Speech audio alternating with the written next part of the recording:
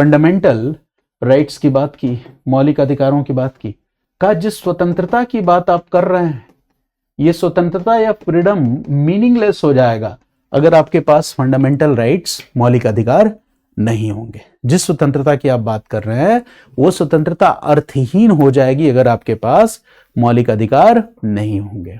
और सिर्फ अधिकार, मौलिक अधिकार के होने से भी काम नहीं बनेगा। जब तक इन मौलिक अधिकारों के क्रियान्वयन को, विधिक क्रियान्वयन को सुनिश्चित नहीं किया जाएगा, लीगल इन्फोर्समेंट को सुनिश्चित नहीं किया जाएगा, तो ये फंडामेंटल राइट्स भी अर्थहीन है।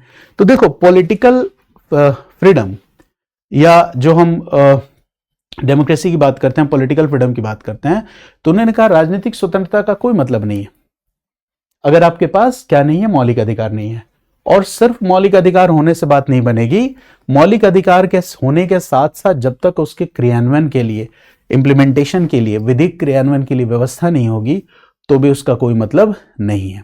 तो देखो, एक रिटन कॉन्स्टिट्यूशन हो, उसमें मौलिक अधिकार हो और साथ ही साथ judicial remedies to protect these fundamental rights जो आर्टिकल 32 टू 26 से इंक्लूड किया गया वो हो, इस सब पे सबसे ज्यादा जोर अंबेडकर ने दिया।